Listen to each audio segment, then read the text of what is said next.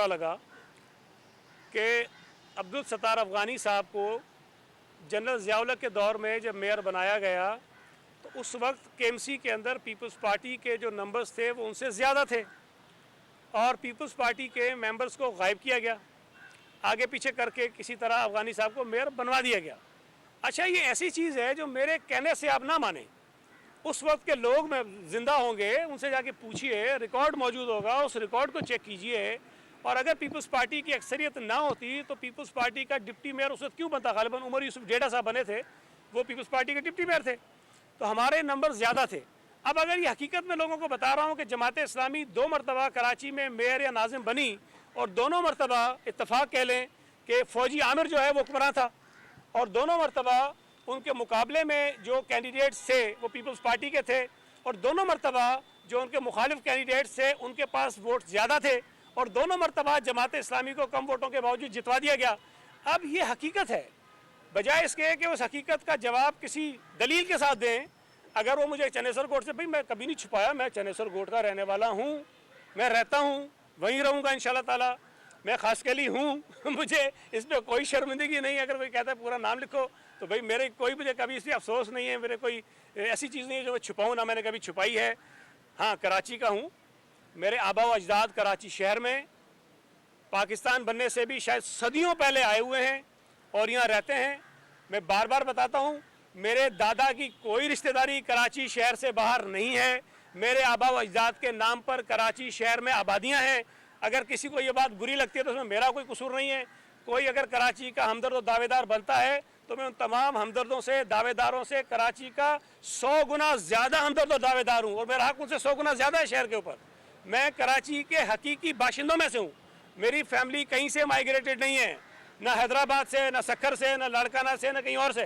तो अगर किसी को ये बुरा लगता है तो लगता रहे भाई, मैं तो अपने आप को कभी मैंने छुपाया नहीं है। बाकी जो इल्ज़ामात उन्होंने लगाए वो और लोगों ने भी लगाए थे, सारे अदालतों में खड़े हैं।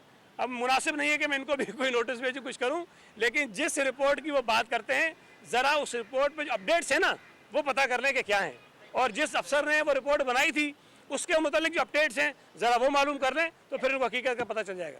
एक मिनट यार, एक इधर से भी आ जाए तो फिर ठीक है।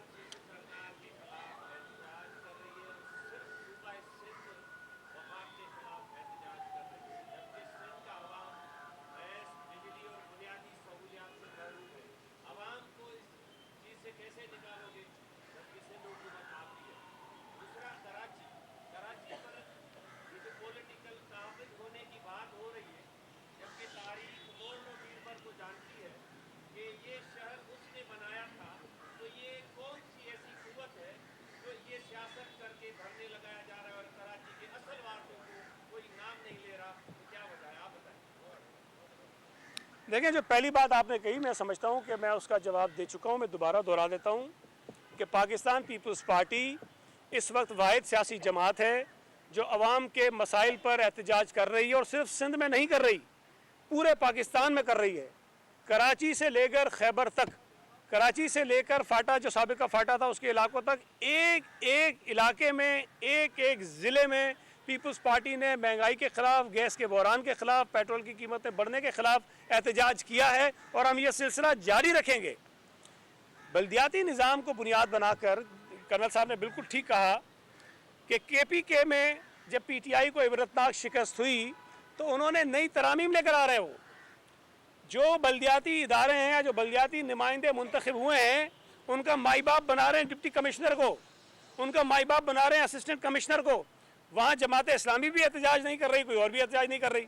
वहाँ है, आप वहाँ एहतजाज करें, डिमांड करें, बाकी सूबे मान लेंगे तो हम भी इसको देख लेंगे। अच्छा, एक इसके बाद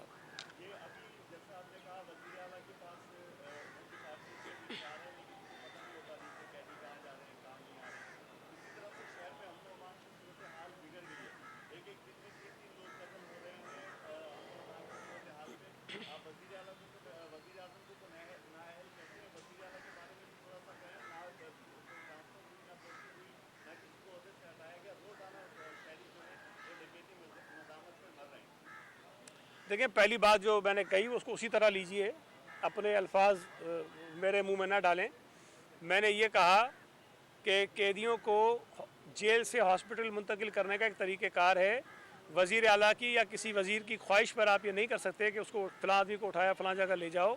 डॉक्टर्स होते हैं, उनके टेस्ट होते हैं, उनकी रिपोर्ट्स